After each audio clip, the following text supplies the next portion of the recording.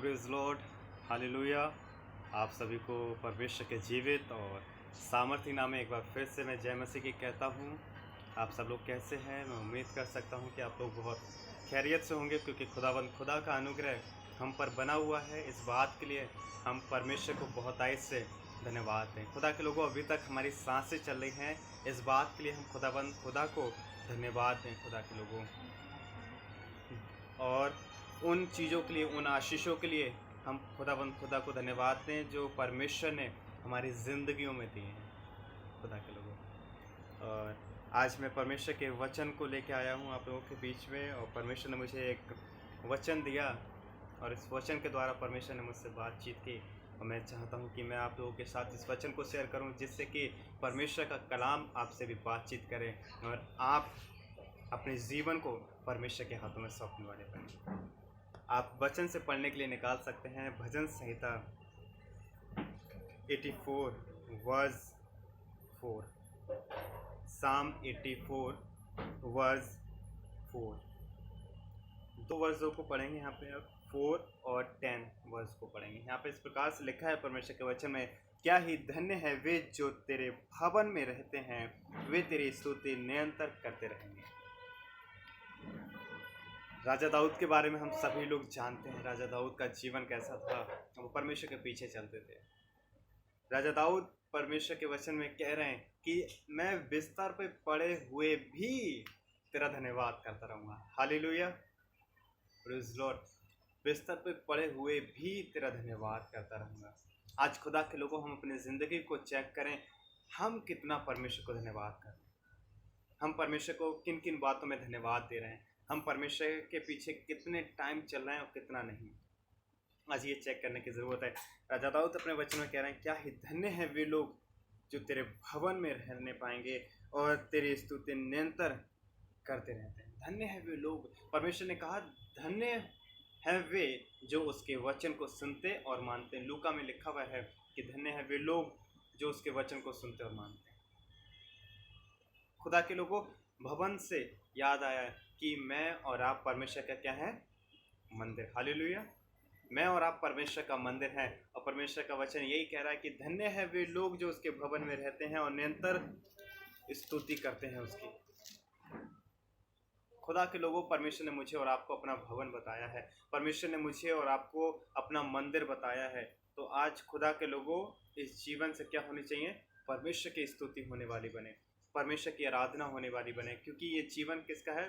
खुदा का है, और हम क्या है? परमेश्वर का जीवित मंदिर है। परमेश्वर का वचन बताता है कि इसको कोई नष्ट करेगा तो परमेश्वर से नष्ट करेगा। खुदा के लोगों, तो आज इस जीवन से परमेश्वर की स्तुति होने वाली बने, परमेश्वर की आराधना होने वाली बने, क्योंकि परमेश्वर ने मनुष्य को इसीलिए बनाया कि मनुष्य उसकी आराधना करे, उसकी प्रशंसा करे, उसको धन्यवाद दे हर एक बात में।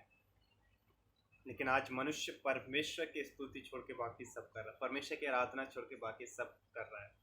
खुदा के लोग, आज ज़रूर हम अपने आप को चेक करें, क्या हम भी ऐसा ही कर रहे हैं? क्या हम भी परमेश्वर की आज्ञाओं को न मान के बाकी सब कर रहे हैं? हम सोच रहे हैं चर्च हम जाते हैं, स्वर्ग पहुंच जाएंगे। हम सोच रहे हैं प्रार्थना हम करते हैं, स्वर्ग पहुंच जाएंगे। हम सोच रहे हैं वचन हम पढ़ते हैं, स्वर्ग पहुंच जाएंगे। हम सोच रहे हैं कि हम रात में सोते वक्त प्रार्थना करते हैं, उपवास करते हैं, स्वर्ग पहुंच जाएंगे। खुदा के लोगों, वचन साफ कहता है कि उसके राज्य में सिर्फ और सिर्फ वही प्रवेश करने पाएंगे जो उसके पिता की आज्ञाओं को मानते हैं। इतना तक कह दिया है कि जो हर वक्त हे प्रभु कहते हैं, उनमें से हर कोई स्वर्ग के राज में तो नहीं पहुंच सकता, सिर्फ वही पहुंचेगा जो उसके पिता की आज्ञाओं को मानते हैं। तो खुदा के लोगों, साफ क्लियर वचन में बता दिया गया है, जो उसके पिता की आज्ञाओं को मानते हैं, सिर्फ और सिर्फ वो ही स्वर्ग के राज में प्रवेश करने पाएंगे। तो खुदा के लोगों, ज़रूर हम अपनी ज़िंदगी को चेक करें, क्या हम तैयार हैं? हम उन 5 कुमारियों की तरह तो नहीं है जिन्होंने मसाले भी लें और एन मौका ऐसा आया कि उनके मसाले बुझ गई और परमेश्वर का आगमन हो गया, और परमेश्वर ने उनसे कहा कि मैं तुमको नहीं जानता। खुदा के लोगों, कहीं ऐसा ना हो कि परमेश्वर मुझसे और आपसे भी ये कहने वाला बन जाए कि मैं तुमको नहीं जानता।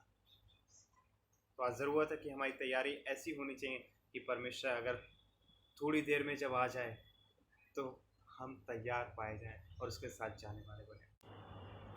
और 10वीं आयत पे इस प्रकार से लिखा है, क्योंकि तेरे आंगनों में का एक दिन और कहीं के 1000 दिन से उत्तम है दुष्टों के डेरों में वास करने से अपने परमेश्वर यहोवा के भवन की डेवरी पर खड़े रहना मुझे अधिक भाता है। खुदा के लोगों, राजा दाऊद कह रहे हैं कि कहीं के 1000 दिन और तेरे घर का एक दिन अधिक है, और कह रहा है कि दुष्टों की डेवरी पे खड़े रहने से अच्छा कि मैं अपने खुदा की डेवरी पे रहना, रुकना, खड़े रहना मुझे अधिक भाता है।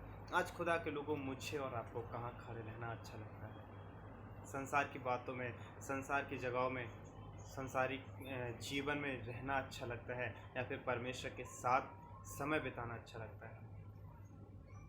आप किसी व्यक्ति से कह दीजिए कि वहाँ जाना है, इतना बात करना है, इतना इतना, अभी आप देखेंगे तो बहुत लोग आपको रोड किनारे खड़े मिल जाएंगे बातें करते हुए, घंटों तक उनसे बातें करा लीजिए, लेकिन जब आप उनसे कहेंगे कि चलिए चर्च चलते हैं, चलिए वचन पढ़ते हैं, चलिए प्रार्थना करते हैं, तो 10 मिनट से ज़्यादा, 15 मिनट से ज़्यादा, आधे घंटे से ज़्यादा, 2 घंटे से ज़्यादा कोई प्रार्थना में बैठना नहीं चाहता है। क्यों?